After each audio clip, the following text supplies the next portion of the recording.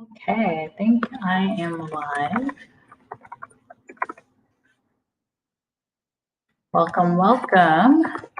So I am going to get started. If you are new to my channel, welcome to my live stream.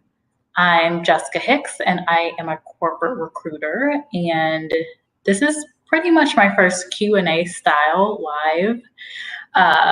So I am going to post questions up right here on the heading where you see my name right now. I will just share some of the common questions that typically we get asked as recruiters from job seekers. So I'm gonna wait just a few minutes, but I already have a couple of questions that I've gotten from job seekers already.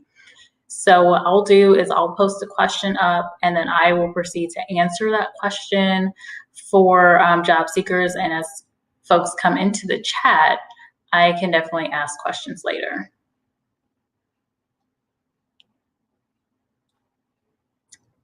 All right, here, let me see.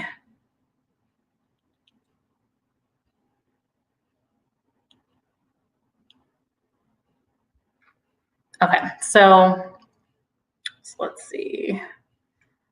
The first question I have, I'm gonna post in here. Probably the most common is, as a job seeker, you're submitting a bunch of applications to jobs, but you're not hearing back anything from anyone.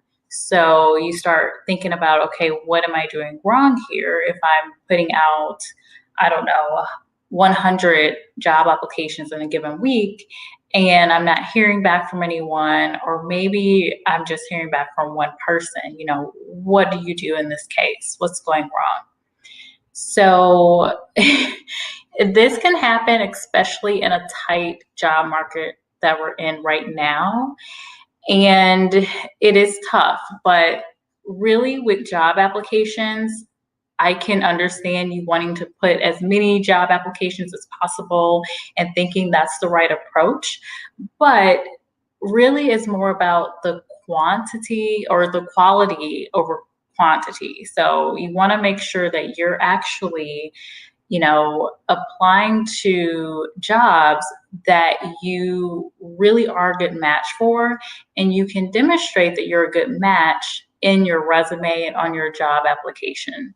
So I know this takes up more time. I have definitely been there where, you're looking for a new job and you're taking up all this time and you're trying to get the results, or you just kind of see that everything sounds good. You start really getting into the search and you're like, oh, that job is great. That job is great. And you want to easily apply, but sometimes the easy apply is just not your friend. So you want to make sure that you're going through and reading each job description very well and making sure that your resume is catered to that specific job. So in a case where you're applying to very similar type of jobs, you may not have to cater your resume so much. However, in the case where, you're kind of being more broad and maybe you have 2 to 3 type of job titles that you're looking for, then you'll definitely want to make sure that you're, catering your resume. The other thing that I always recommend folks do when they're looking for a job is to make sure that if you're applying to a company, you're reaching out to see if you have any friends or neighbors or friends or people you went to church with, really anyone that might be able to refer you to that job. So that's another big thing. And the reason it is a big deal is, referrals, there's just a high percentage of referrals that end up getting hired. And even if you don't ultimately get hired, if a good standing employee refers you to a job, you're most likely going to be taken out of the pile of resumes that have been, sitting in the applicant tracking system, you'll be pulled to the front. We're going to actually search for you as the recruiter, and we're going to make sure we do some due diligence. If you're just not a fit, you're not a fit. But even in that case, we typically will have a phone conversation, which is really important because, that moves you along the process. So then you have an opportunity to actually talk about yourself. You can market yourself during that phone conversation versus, just getting passed up because maybe your resume doesn't really stack up as, a close fit for the role at hand. So that would be my answer to that first question. Let's see, moving on along here. This is another question that comes up pretty often. And I think right now it can be tough, but I'm going to show this one up on the screen. So this one is, will applying to a job in a different state hurt your chances of getting hired? And I say yes and no. It really depends on the type of job that you're trying to get. So I'm going to pause for just a second and get started answering that question.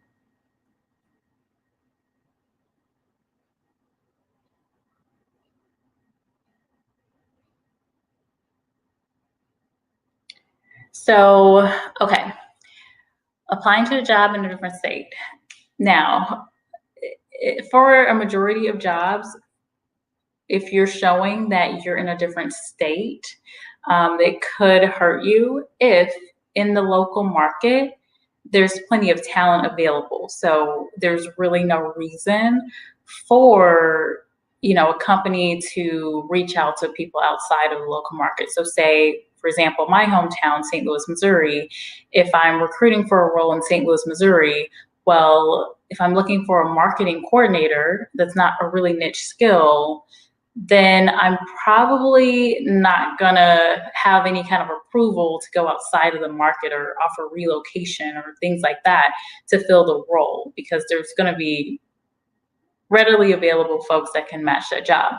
Now, in a different role, like a cloud architect, for example, is a very niche skill that there's not a lot of talent for, then I will most likely have some flexibility as far as relocation. So we may be able to offer some relocation, and then there's probably not a lot of talent in St. Louis, Missouri, for example, where, I'm going to be able to, go out there, find talent readily, easily, and not even have, the opportunity to go outside the state. So it depends on the role. But, if you are looking at another state, what I always recommend is to just take your address off of your resume, because obviously the recruiter, if they are in a position where there's local talent available and they really don't need to find someone outside of the state, they're probably not going to move forward. But if they can't really tell where you're located, then for me as a recruiter, I'm going to, look at you, I'm going to reach out and have that conversation. And what's great about that is you now have that opportunity to tell that recruiter, like, hey, I have family in St. Louis. I can relocate myself if, you're not offering that. So it's not like a hindrance for you, but overall, that's kind of the case. Let's see here. Hello. Welcome, everybody. Hi, Easy. Thank you, Easy. Thank you. I appreciate that. Shay's World, hello, welcome. I am just getting started with some common interview questions I get from job seekers. Hello, Partly Cloudy, welcome. And Easy says there are plenty of opportunities in Alpharetta, Georgia. Awesome. All right, so I'm gonna move on in the list here. Thanks for joining, everyone. I am going to move on to the next question. So this next one, I get often from folks that, for maybe college students or people shifting their career, and it is kind of tough, but it's this. I need experience to get a job, but I need a job to get experience. what do you do? And it's like, okay, it's like a lose-lose situation, right? But there are ways to get experience before getting an actual job. And the biggest one is to do some type of volunteer experience, or now it's even easier to get freelance or any kind of contract type of experiences. So these are skills. If you've been volunteering with a group, you can definitely add that to your resume. If you're freelancing, add it to your resume. These are all experiences you can add. And it actually can show like, hey, you're going out to get your own clients. I think it shows an entrepreneurial mindset that a lot of employers are looking for, someone that can really take action and show initiative and things. The other great thing about volunteer work, especially if it's a large organization, is you can really sometimes get a full-time job through a organization that you've been volunteering with. I've definitely seen that happen. So that would be my tip on that one. I think for someone that is shifting into another type of role, let's say you've been a teacher for 10 years and you want to become, I don't know, a Python developer. Well, you definitely want to take some courses, but something else you can do is focus on getting referrals and networking, and that can really help you, be seen by recruiters. To my earlier point, when someone in a company in good standing is referring you to a role, I, as a recruiter, am definitely going to take the time to speak with you, even if on paper you're not exactly the right fit. We definitely want to give that opportunity. And so once you have that opportunity to talk to someone, you can really sell your skills and really, you get to talk to a human and you're not fighting with an applicant system. Hello, officially Coco. Welcome. Welcome to the live. All right, here. So the next question that I have, that I get commonly, and if folks have questions as you're coming into the chat, just let me know, put them into the chat and I will answer them. I will add them to the list. So this question: how do you go from having a good resume or an okay resume to having a really great resume? So this question is great. I think there are a lot of aspects to having a really standout resume. And the basics of that comes to making sure that you really understand the job that you're applying to and you're able to customize it to fit that role. And you're not only putting down, I did X, Y, and Z, but you're showing throughout your resume and your experience that you're specifically accomplishing tasks in producing results, and you're quantifying it. Like, you're able to show real numbers whenever you can, and that really makes for a standout resume. There are other things like making sure you're not, providing a book because no one's going to read that. I know I'm not reading it, and a lot of recruiters feel the same. But you want to keep it to about 2 pages, of course, or the ideal 1 page. And then the other tip is to make sure you have specific keywords. And this is very good for technical skills that you have. So if you have specific programs, like you're an accountant and you have great experience with SAP or PeopleSoft or whatever platform, you want to have those different skills in your job description, but then also have skills that are going to be important for a specific job, like communication skills or project management skills as well. Make sure, just depending on the job you're applying to, you're really customizing it for that job. And then overall, just the look of the resume. There are these templates out there that are just, I wish I had a picture to share, but they're just blah. So don't put out a resume that just doesn't stand out at all. Make your header stand out, make your name bigger, something. Don't just get a random template online and, produce the resume. That doesn't work. It makes you look like every other resume out there. So that would be my answer to that question. And I'm gonna put this back up just for a second while I grab my next question here. And I think my next one was also about the resume. So I'm gonna put this out there too. Okay. So here's the next question I have on my list. And it's, how do you make your resume actually get through the applicant tracking system? And I get this question more commonly for people that are just kind of starting the process, or they're not really hearing responses back from, the companies that they're applying to. So how do you get that resume to get through the ATS system? Because there are systems that will only show, the applicants that meet the requirements or that meet some of the preferred, qualifications. We as recruiters can, kind of go beyond that and look at, additional resumes. But most systems out there is only going to show the candidates that actually meet the basic qualifications. So this goes back to really understanding the job you're applying to. We're not just auto applying to anything and not reading the job description, because again, quantity does not really work over quality. So you want to definitely make sure you're understanding that job and using that job description to help cater your resume to make sure that your resume is going to be at the top of the ATS. The other thing is answering those application questions. So I have an instance probably every couple of weeks where someone, and I know job applications are long, I get it. Some of them are long, and I have my own pain points with that as a recruiter.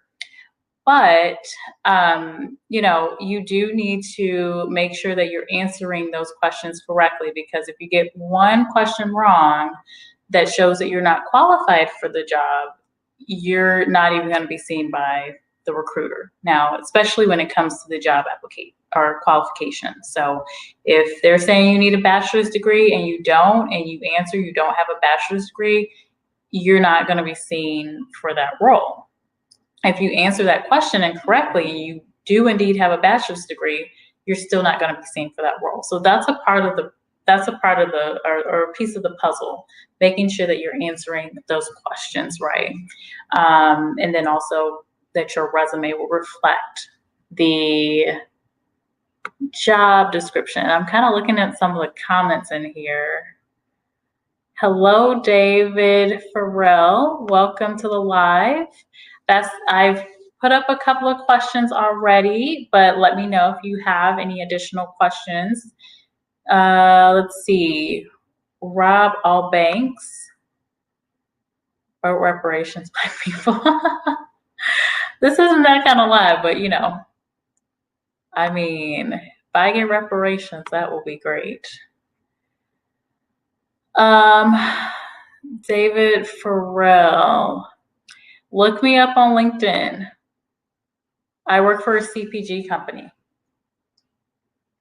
or consumer product goods.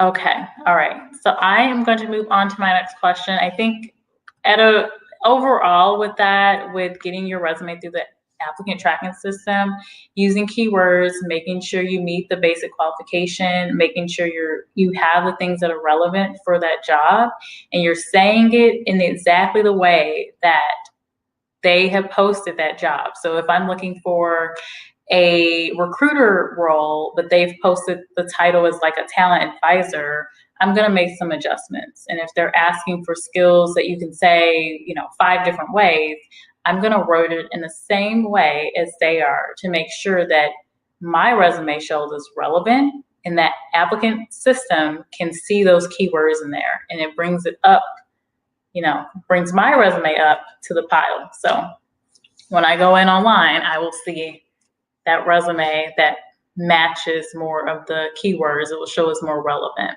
And then of course, with the application, you're answering those questions, especially around qualifications correctly. Another big one is, do you need sponsorship? Sometimes people just go down the list and they just hit yes to everything. Well, if you need sponsorship and we can't sponsor for that job, you're not going to be seen. And so you're kind of in the same boat. So it's really easy to kind of look at those questions and go, da, da, da, da, da, yes, yes. And, and then you wonder why you never heard back from that job. Well, maybe it was due to some of those questions. So don't rush through the application process, even though I know it is easy to do. All right, what are some skills that are impressive to have on a resume? Let's see, and I will pause because I did get a question from David Farrell here. I'll back up. Let's see. Would you include a photo in your resume? For any job in the United States, I would say no. And the reason I would not include a photo is because, here in the US, we do have specific laws that, protect candidates, potential candidates, from discrimination. So if you're offering up a photo, before you even had a phone conversation or had an interview, you're kind of offering up an opportunity for whoever looks at that resume to have some kind of bias against you before you even talk to anyone.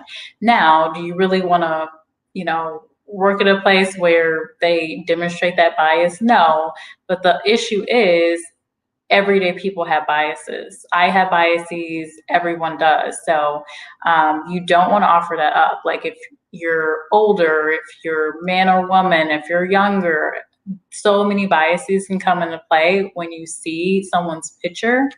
Now, yes, they can still go to LinkedIn and see your photo, but typically, I know most recruiters try not to do that due to knowing about these different biases that you can have. Now, when you offer the LinkedIn, of course, we're going to look, but in most cases, we're just trying to we spend maybe a couple of seconds on a resume. Is this a yes or is it a no? And then we move on. Good question. Very good question, David Farrell. And that's something that I do see people do here in the US still. More so people in, other countries will put their profile and have their picture on there. But in the US, I just say no, because you just want to protect yourself as, a job seeker. You don't want to offer that bias. You may have even heard of the studies where people change their name. So if my name was Shaquana, maybe I would change my name to, I don't know, Shay, and see a difference in the hiring or application process. Okay, great. Okay, so another question for David. Do recruiters check social media accounts? Yes and no. I really would say this depends on the job. Tell me what type of jobs are you looking for? And it sometimes even depends on the hiring manager. So I, as a recruiter, may not check someone's social media, but the hiring manager may. I remember I had a candidate applying for an IT role, and the team interviewed him, and he was passed up solely because he had some tweets from I want to say it was maybe like a year out of that time where we were interviewing him. And it was guy humor. I would just leave it at that. And we decided not to move forward. Well, not me. They actually decided not to move forward. I wouldn't say it was necessarily super inappropriate, but it was borderline. And so in that role, they felt it questionable enough to not move forward with him. And otherwise, he interviewed well, but that was something that held him up. So I would definitely say with social media, yes. Now, I don't know how much hiring managers will look on certain platforms like YouTube or Pinterest, things like that, but definitely Twitter and Facebook are huge. So yes. Yes. Okay, sales. I might come back to that question, David Farrell. Very good one. Sales, I would say potentially in sales, yes. But I would say more so with the social media checks. anything that's touching any type of compliancy, so HR, IT, even anything within compensation, those type of roles.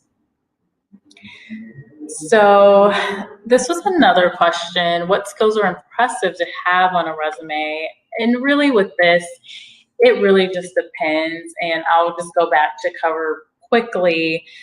Earlier, I talked about technical and soft skills. So really understand that job description and what are the plus factors for the company.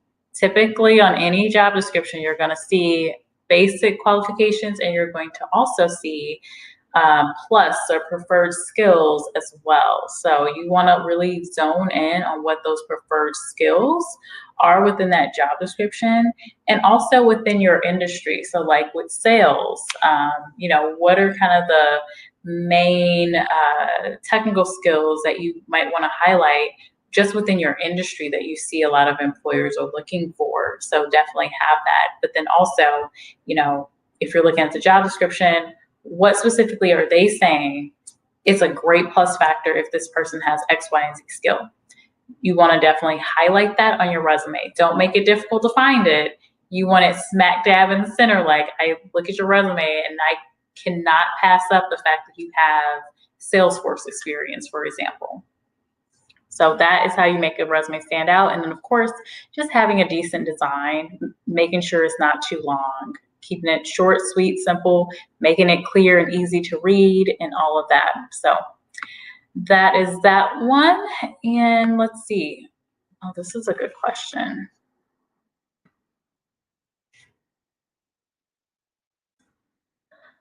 David Farrell says, how do I get my personality across over a Zoom interview if I haven't met the person? That's a good question. So with that, one will be, and I may not be doing a very good job of this today, but you definitely, if you're having an interview over Zoom, you want to look at the camera versus looking at the screen. When you look at the screen, you're not really showing that you're giving eye contact versus when you look at the camera. So unfortunately, when you're not in person, it's really hard to demonstrate that eye contact and some of the nonverbals. You can definitely obviously smile, show engagement, like shaking your head when, you're agreeing with something the other person's saying.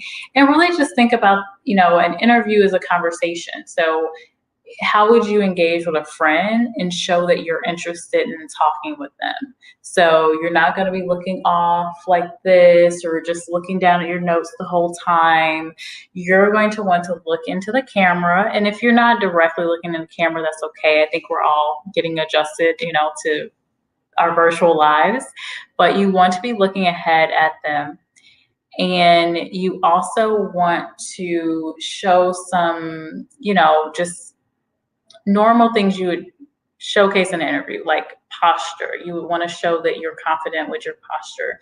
You would want to dress appropriately. You would want to have prepared notes. You would want to have engaging and interesting questions for the interviewer, even to, one, help you understand the job more and the company more, but to also show that you're really interested, you've done your research, and you're wanting to, get more information about what you might look like in the role, if you might be a fit or not, and things like that. So those are all specific things you can do to show that you're really engaged. And by doing that stuff, your personality can come across during that interview.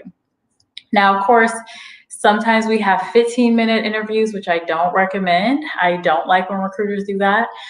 Sometimes interviews are only 30 minutes. And other times they're an hour. So I think also the timing, making sure you kind of know what you need to highlight during that interview and making the best use of the time.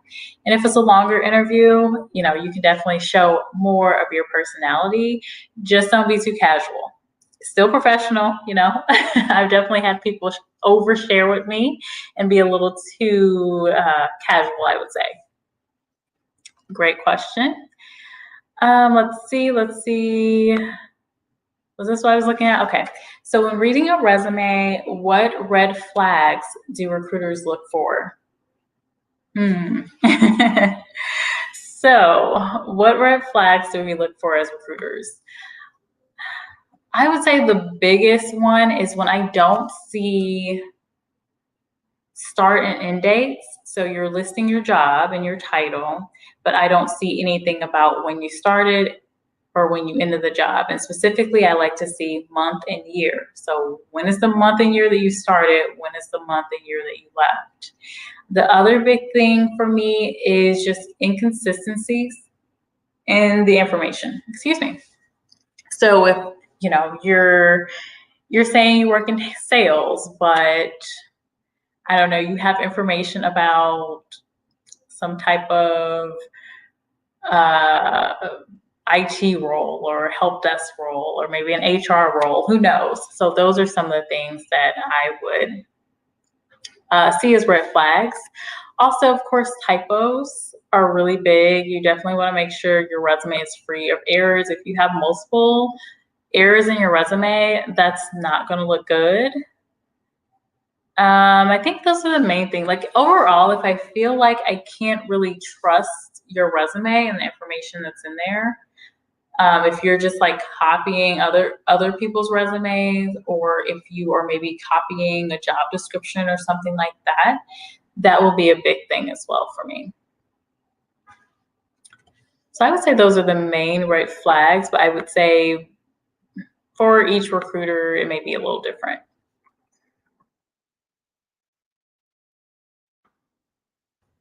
All right, so looking at a different question here. All right, so what questions should I ask in an interview? And I've actually been heard this a couple of times. What do you ask? It's like, okay, well, what do you want to know? And I get it. You don't want to ask a silly question, but I think as long as you've done your research and you're asking well thought out questions, I think you're in a pretty good place. So, I mean, you definitely don't want to ask a question that's already been answered during the conversation, but I do think it's fair to ask questions that just give you more insight into the job and what you'd be doing and the company and things like that. So I think a really good question is to ask the interviewer about the type of person that would excel in this type of role that you're applying to. It's a really great question because it helps you, especially if you're talking to the recruiter. I can share with you like anything I've heard really the hiring manager tell me. Like if I know the hiring manager really likes folks that, are very entrepreneurial and really show initiative, and they can demonstrate that during the interview by showing examples, I will tell you that.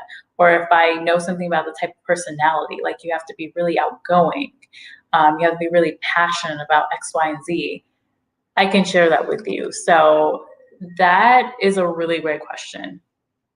The other question that I think is really good is to really ask about specific projects that the team is working on right now, because the more information you have about what the team is doing and maybe where they're going and even pain points that they're dealing with, you can talk about how you can bring solutions to that and how you can help. So I would definitely focus on trying to get as much information as you can. And then also, I think a great question, just as a job seeker for myself, I always ask this question. I always like to really understand like what type of culture I am going to be stepping in, not only with the company, but with the team I'll be working on, because sometimes the organizational culture doesn't always match with the specific team cultures. And I know this because I've worked in HR for a long time. Let's see. How much detail? Oh my gosh, this is a great question, David. Very good question. How much detail should you give when when you're actually responding to the answers? Now, one method that I really like is the STAR method to answering questions. And this is where you talk about, and answering a question like, tell me about a time you worked with a team, you're going to talk about the situation, you're going to talk about the task, you're going to talk about the actions you took and the overall result. And I like that model because it gives a well-rounded, full answer. So you get to provide details, you get to provide the results of that scenario and the specific things you've done. Obviously, you're going to want to provide positive answers. You're going to want to brag about yourself, right? But here's the thing where I think sometimes candidates go a little wrong is when you're talking to someone really personable, it can be easy to share a little bit more than you really need to. And I actually often get this. I suppose maybe I'm a little easier to talk to, but I get personal stuff, and I've even heard it from my hiring managers where someone's saying, yeah, my wife's cousin did some time in jail. I'm like, what? And it's like, no, that's nothing to do with this question. Like, too much. So I think in general, like going into a job interview, just think about what would be TMI, like what is too much information, what's too personal. You don't want to overshare or get too deep into the weeds when you're answering questions or go off into a tangent, like in that scenario where someone's kind of talking about their family and I'm like, how did this happen? Yes, David, too much. But you definitely want to keep it concise. So one tip that I have to make sure that you're keeping your answer, to the point is to write the answer down or to repeat the question. I like writing the question down because you get to have that question in front of you. And sometimes when you're talking about a scenario, there's so many details sometimes that happen. You could talk about this part and this part and that part, but you really want to center it on one thing. So looking at the question or restating the question makes you kind of, say, am I answering this question that they asked me? Oh no, I'm deviating a little bit. Let me get back to the point that this interview is probably trying to get. The other thing is restating the question helps to make sure that you're really understanding where the interviewer is coming from and what they're really looking for. You can also have the interviewer restate the question and say, okay, so what you're asking is X, Y, and Z, right? So that's a good question. I just think keeping answers, pretty short and to the point while providing the needed details is good. It's hard to really say like answer it in 2 minutes, but there's not really a time constriction. But general stories should probably be about 3 minutes long, right? So, I mean, if you find yourself talking for 5 minutes, you may be getting away from the point. And yes, David, yes, that was a real situation. And I'm just kind of going through here. Oh, I see other questions. Fire Squad says, how often should I call a recruiter after an interview? Good question. It depends. Now, let's say it's a scenario where you just had an interview on, I don't know, maybe this past Friday, you want to follow up on Monday to see how it went. I think that's totally fine if you haven't heard back from the recruiter. If you just heard back from the recruiter the other day, like maybe it was Thursday, and she said he or she would respond back to you maybe midweek or the latter end of the week, I probably wouldn't follow up unless you had a question about something that you thought of. Another reason to reach out might be, I had some popcorn earlier, so. But you may want to reach out to them if you want to provide a thank you note, for example. But I would give it at least about 3 days if you just interviewed for something. Now, when you're engaging with recruiters and interview teams, you definitely want to ask them for a timeline. I think that helps with, the question about how often should I call a recruiter after an interview? Because if it's outside that time frame, then when you need to reach out to them. So if I'm telling you, hey, I'll get back to you in 4 days, and then it's 4 days and I haven't gotten back to you, definitely reach out, because I mean, sometimes it's not even that the recruiter necessarily forgot about you, but there's just so much, of the day, and we're dealing with multiple candidates and whatnot, and or maybe something they're waiting on and they just don't know yet, and maybe they haven't reached back out to you. Could be the case. Every recruiter's style is a little bit different. So I think that's a great question. So use your best judgment, but I wouldn't follow up every day at the same time. And I did see a question. Hello, Rice and Beans. Welcome. What are the best answers to give when asked, what are your weaknesses? This is a good question. I know people do not like this question. When I first was interviewing, I hated this question, but now I understand it, so I don't hate it so much. Really, with this, here's where someone can go wrong when answering what are your greatest weaknesses. And it's when you give the typical answer of, oh, I don't have any weaknesses, or I work too hard, or I just stay at work too long. I work too many hours, and those kind of, it doesn't answer the question. It's like, okay, but you want to be real. You want to offer something that's real, but you also don't want to say your weakness, one of your weaknesses is something that's very important for the job you're applying to. So for example, as a recruiter, if I'm asked, what's my biggest weakness? I'd probably say, I'm not the greatest with Microsoft Excel, but what I've done is I've taken a training on Microsoft Excel introduction to help me with building spreadsheets so I can use them on my day-to-day project management tools. But, I don't extensively use macros, for example. I don't need Excel for my job. I don't. But what I would use to answer that question is, one, identify something that's, not important to the job, something that is true, like I'm not great at Excel.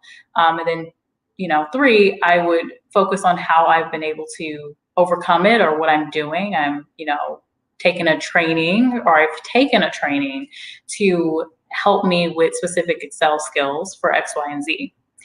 So that would be, and that's like a really quick sample answer. Don't use that, but you basically just want to be honest while not being too honest. So don't give TMI. Don't say like, I'm interviewing for a recruiter job and I know I have to talk to people, and I'm like, one of my weaknesses, I get really nervous when I'm talking to people, and especially when I am negotiating, it's really hard for me. And that's all I say, right? That would not be a good answer, because one, that's important for my job. And the second thing is I didn't give any context into, what I'm doing to overcome that weakness. So really, we just don't want to be blindsided into something that is a weakness for you. So if you were to say, real weakness for you as an accountant is Excel, and we need someone with really good Excel experience, that could be a, non-starter, or it could just be information for us to know, like, hey, this person isn't so great at Excel, but they have, these different programs and 5 years of experience. We will probably need to train this person on Excel, and is that, or are we good with that? So don't get too hung up on that question. I really don't know many recruiters that are just trying to stump people and, get them all confused, but that's really where we're going with that question. Let's see here. Let's see. I'm going to Rice and Beans now. Nice to see you here. 5 years from now, the best way to apply to jobs will be to hire an ATS expert to do it on your behalf. Hey, maybe I need to offer that service. I will apply for your jobs. I think there is some, confidentiality things that may be an issue, but good point. David is a perfectionist. Okay. I would not use that for the weaknesses question, because again, that's like a cookie cutter one. But I think you're being funny, so. So I gotcha. Let me see. Oh, okay. So guys, this one is a good one. I like this question because it's more appropriate on the candidate's end.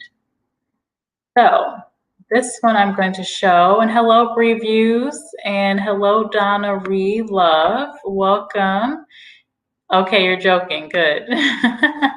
All right, David, very good questions from you. Let's see, so what are some red flags you should know about as you're interviewing? And I think this is a really good when you're actually in the workplace. You know, the challenge right now is that we're primarily doing a lot of virtual interviews, but you definitely don't want to be in a scenario where you're like, oh my gosh, I interviewed for the job, I got the job, you're in the job for a month, and you're like, this is not what I expected, I hate this job, I'm ready to go. Like, that should not be you. And I think this question really gets at some of the things that you can look out for.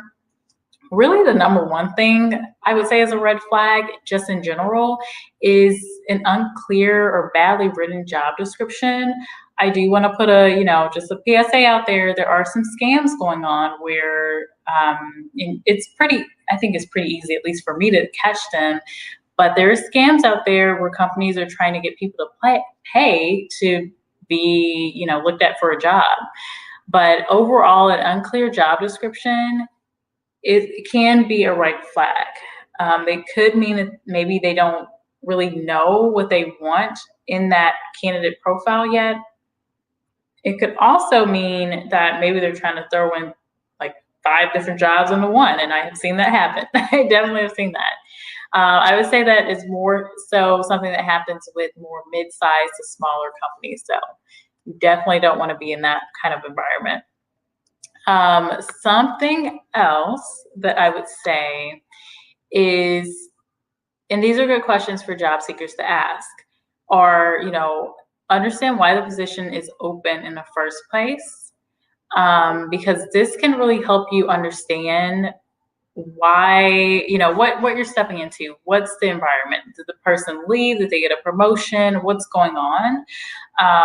Also, if they don't want to answer that question for you, that could also be a red flag. Maybe there's a reason that if they share it with you, you won't be interested in a job anymore. So that one it's just really just listening to everything that you're told and picking up on things like if the interview is being rescheduled, if the team is rescheduling. I saw something on Reddit recently where this person says they had to be rescheduled like 3 times for a job interview.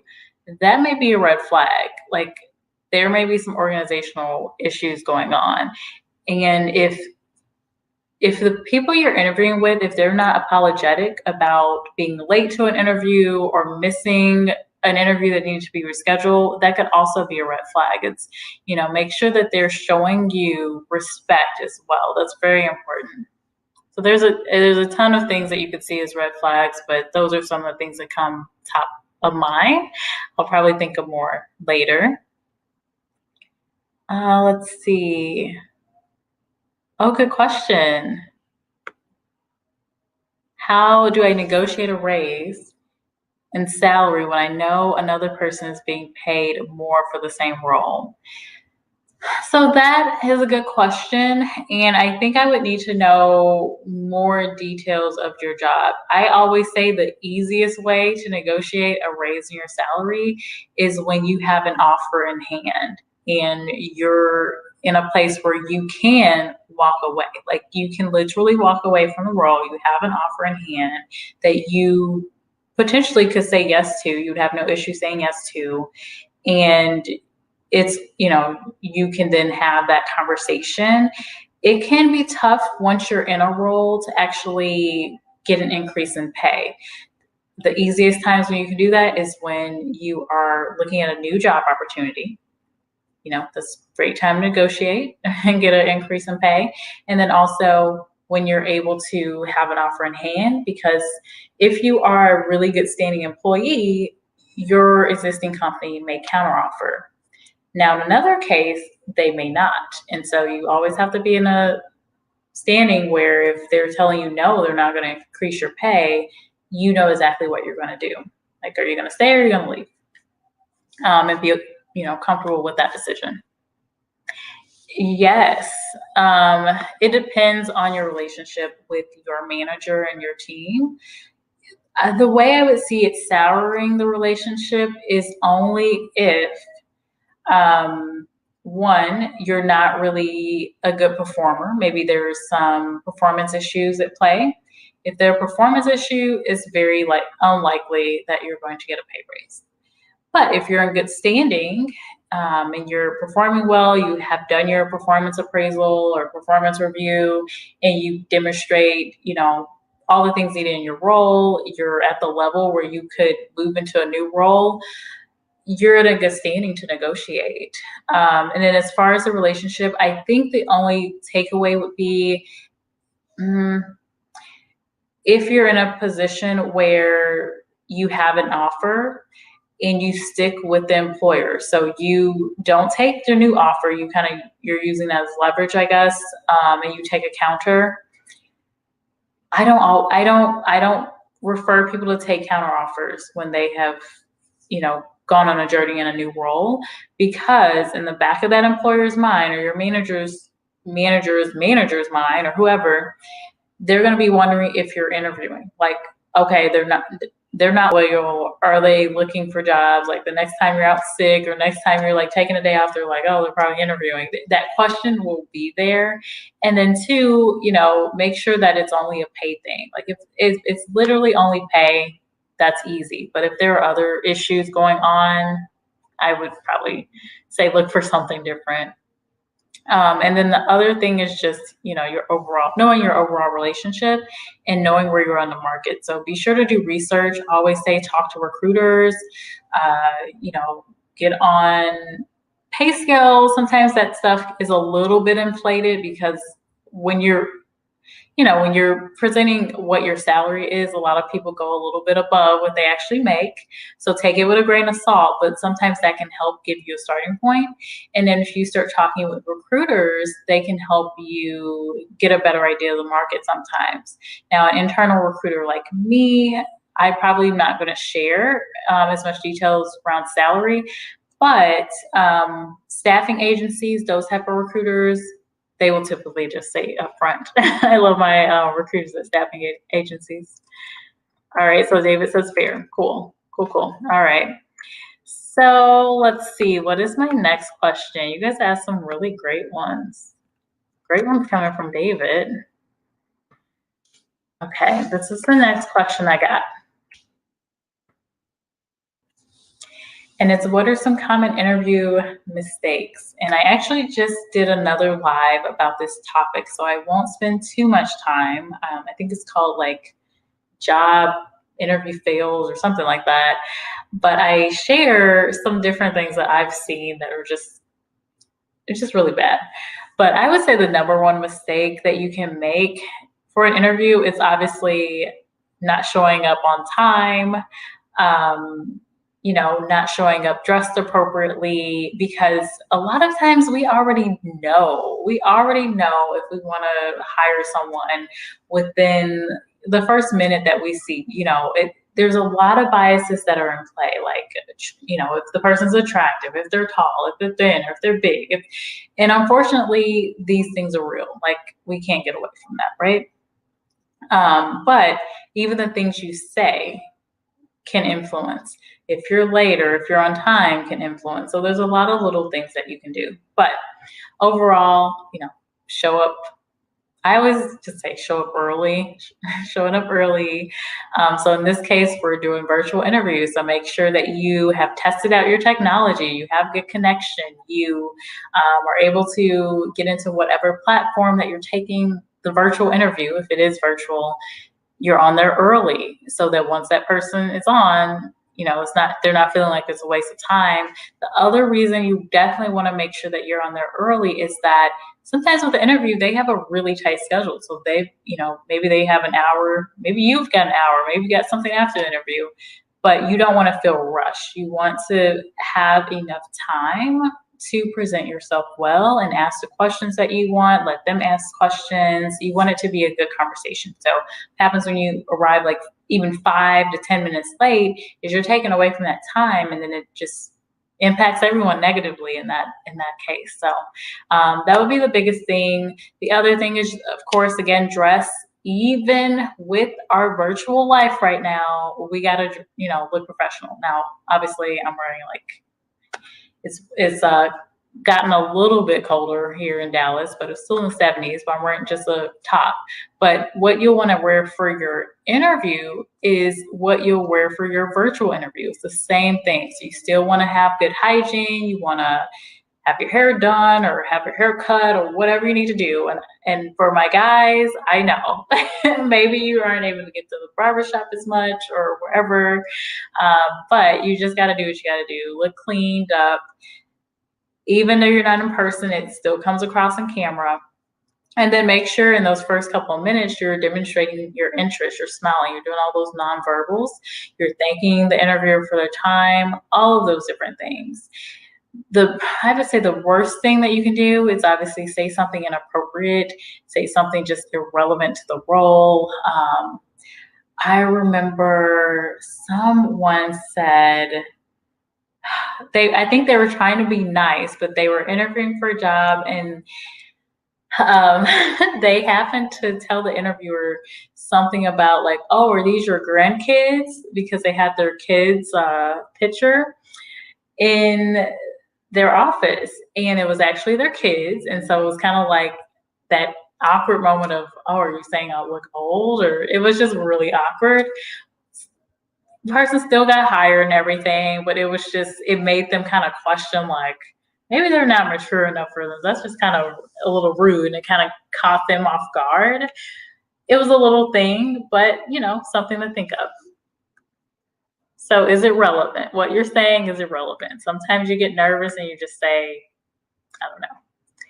You just say different things. I've been there, especially when there's just awkward silence. I get it. All right, so this next question, and actually, who was it? David Farrell. David Farrell, you already asked this question. I was actually going to put that one up about the weaknesses. So what's your biggest weakness? So we've already covered that, so I can move on to the next one. And this actually might be my last question here. Oh, wait. Yeah, I think so. Breeze View, I see. I never turn on my cam for work anymore. Yes, I feel like everybody now, like, yeah. On my team, there's only a few people that will show their camera to the group. And it's like, if there's an activity or something going on, it's just weird. It's a weird environment. And of course, if you look casual, like if you have on a Snuggie and I don't know, your hair's on the top of your head, you're not going to show the camera, right? I know I'm not. Good comment. So this last question I have is, how should I respond when someone asks what my salary expectations are? So I think it's really important to know that you do not need to share what your actual salary or pay is right now. You do not have to say that. And I do believe in most states that is illegal for us as recruiters to ask, what are you making? We cannot. It's a protection put in place for job seekers. Excuse me. Now, how should you respond? Because I do recommend, giving some type of response to this question. I think it's fair if you really don't know the market. Let's say maybe you're relocating and you don't know what the market is like in New York, for example, or it's a new role for you and you're not familiar, or you haven't done that preliminary research into the salaries. Say that, you can say that you're flexible to, really understanding the role a little bit more before, you're sharing a specific salary. Say, You want to learn more information about the job before talking salary, I definitely think that's okay. Or if you want to see if you're, in the running to move forward with next interviews first, I think that is totally fine. I think if you know the number that you are looking for, it's fine. I think it's fine for you to say like, hey, I'm looking between X and Y. Like I'm looking between 120 and 150. If you know, and the salary isn't as big of a, hang up for you. But for most people, I would say make sure you understand what the salary ranges are before just offering a number, and especially do not just offer where you're at right now, because then what happens is you may end up being underpaid or getting a lower end. Whereas, you kind of lose some of that negotiating power, right? So you can't go back and say, oh, well, actually, I wanted like 15,000 more. It's like, well, we can't do that, or maybe we can't do it.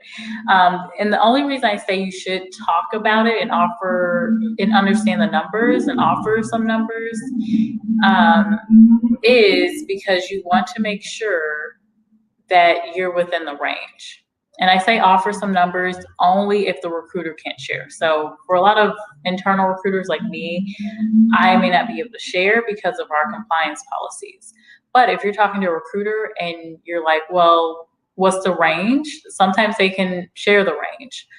Other times they can't. So it really just depends on the type of role and the type of recruiter you're talking to.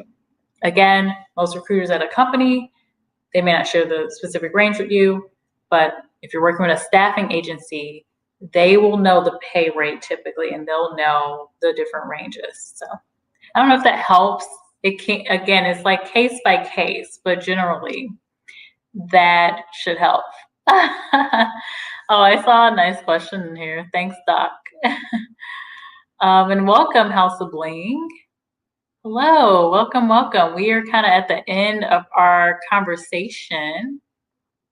However, I'll stay on for a few more minutes and I'll have to jump off of here in case there's any last questions. Thanks everyone for joining my live stream. Let's see.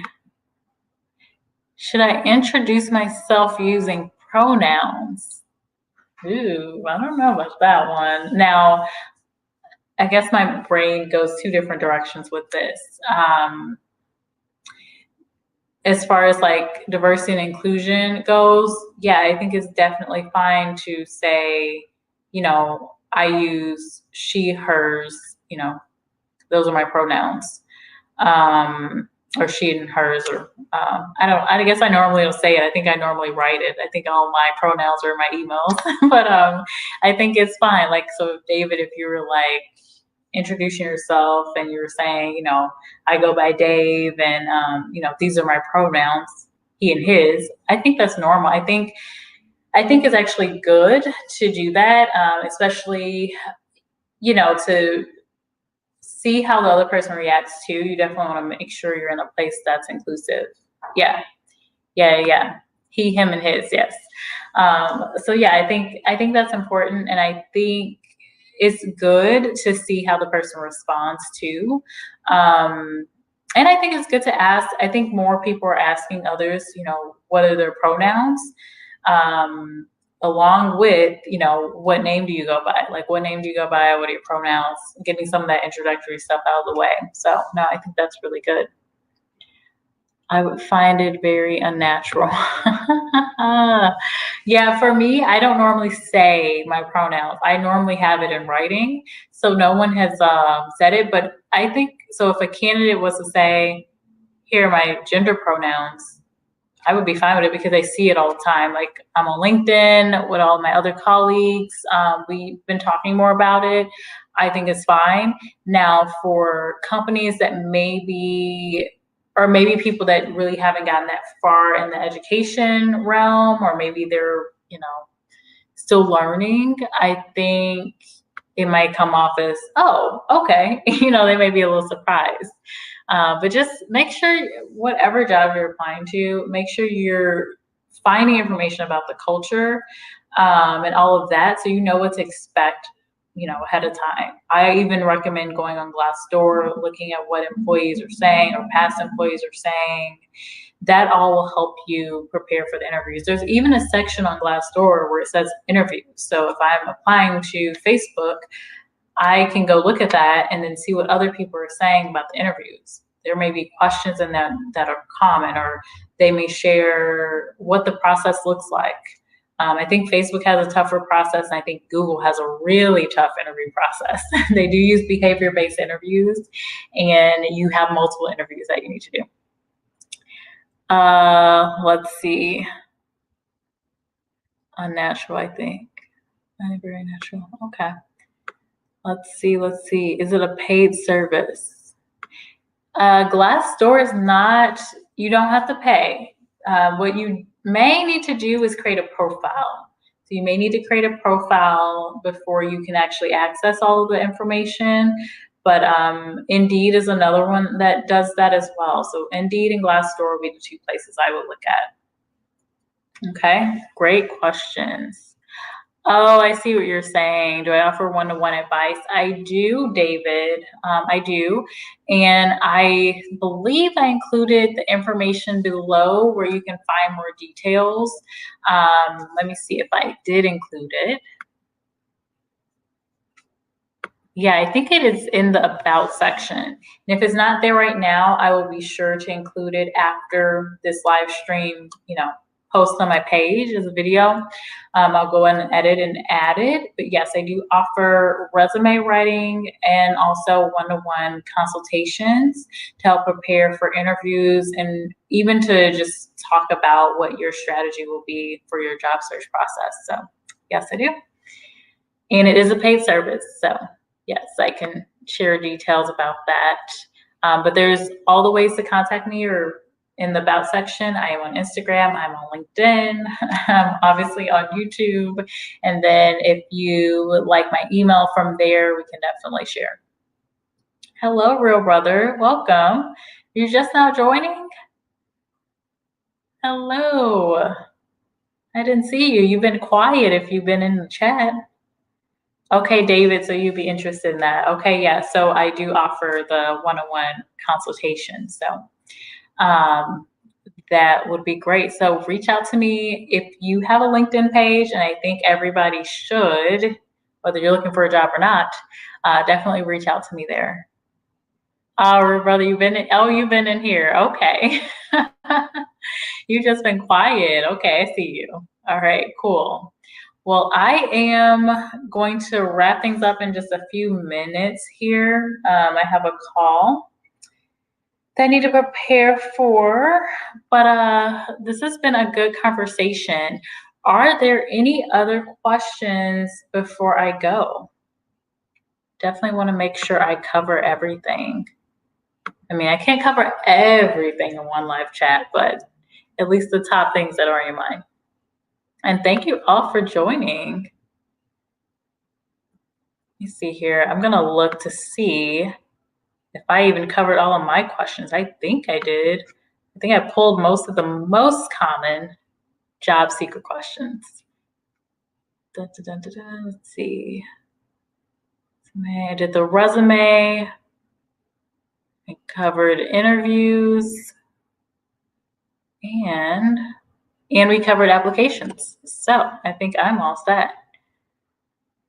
Let me look back into the chat to make sure I didn't miss anybody. And I see David's smiling face. That's what I like to see. I love smiling faces. All emojis in here. I love it. Smart question, never to ask. Oh, I missed this comment from Real Brother. Okay. Smart question, never to ask. Are you pregnant? How far along are you? Yes. So for the interviewer and also the person being interviewed, just stay away from any touchy subjects like, are you pregnant? Are you married? Are you single? What's your religion? And I mentioned this before a few times. I have been asked this as a job seeker, what my religion was. And it's just like, I know that that you're not supposed to ask me that. But yes, definitely do not ask that question. Let's see here. I missed that earlier, but that would have made me laugh. David said a couple of cringe, awkward times, I guess. I wonder when that was. Oh, yes. Okay, probably when I was talking about just the TMI. TMI information. Too much. Sometimes it's way too much. Okay, 5 years. I saw the comment from you, Rice and Beans. What are the best answers to give when asked? What are your weaknesses? We talked about that. Much detail.